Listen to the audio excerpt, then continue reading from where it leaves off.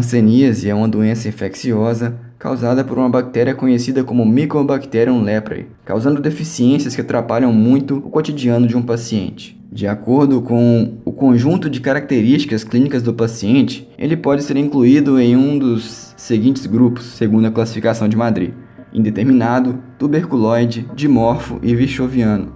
Para fins de tratamento, existe a classificação operacional, que chama indeterminado e tuberculoide de formas paucibacilares e dimorfo e bichoviano de formas multibacilares. Os paucibacilares, até o momento desse estudo, recebem rifampicina e dapsona por 6 meses, e os multibacilares recebem por um período de 12 meses os 2 anteriores e clofazimina.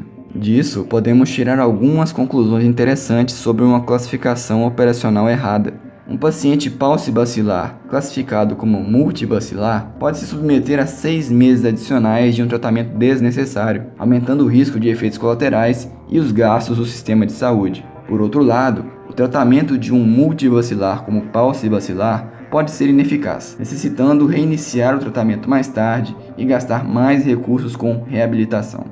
Chegamos à conclusão que, se fizéssemos um algoritmo de inteligência artificial identificar os padrões nas classificações presentes num banco de dados grande e confiável, teríamos uma solução para auxiliar os profissionais de saúde na classificação correta. Para começarmos a pensar nessa solução, precisaríamos adquirir os dados dos pacientes para análise.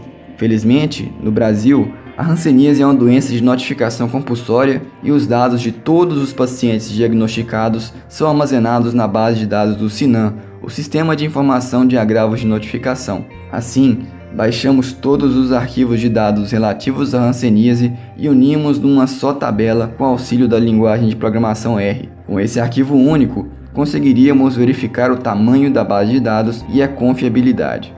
Realmente tínhamos uma base de dados bem grande, que contava com 174.871 casos, de 2014 a 2019, mas precisávamos torná-la mais confiável.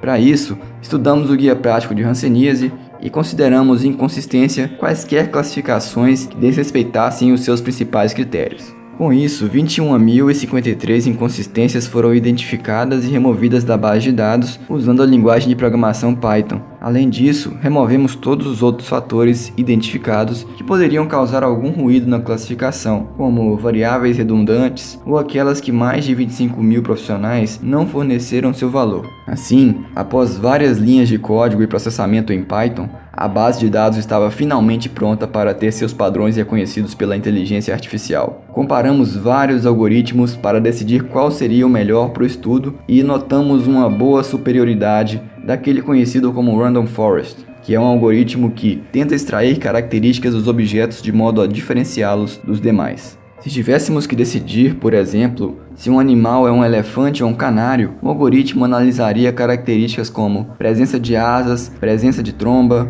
cor, tamanho e etc. Se o animal tiver muitas características de um elefante, provavelmente é um elefante, e o mesmo serve para o canário. Essa mesma lógica é aplicada para a nossa análise da hanseníase, só que as características analisadas serão número de lesões, número de nervos espessados e etc. O algoritmo vai identificar os padrões dos paucibacilares e dos multibacilares e classificar, levando em conta de qual dos dois as características clínicas do paciente mais se aproximaram. A inteligência artificial pega uma amostra dos dados para reconhecer padrões e outra para testar o quanto ela está acertando. Nesse processo de tentar acertar as classificações operacionais dos pacientes, os resultados foram animadores: 94% de sensibilidade, 87% de especificidade e 92% de acurácia. Esse treinamento da inteligência artificial foi feito utilizando o Microsoft Azure, um serviço de computação na nuvem, o qual transmite seus dados processados para a plataforma Bubble, que fornece uma interface gráfica em que o usuário pode colocar os dados do paciente e obter uma predição de classificação realizada pela inteligência artificial. Dessa forma, temos um aplicativo web capaz de reconhecer padrões no banco de dados do SINAM e classificar os pacientes em paucibacilar ou multibacilar com boa precisão. Entretanto, é uma ferramenta que ainda necessita validação. Muito obrigado pela sua atenção.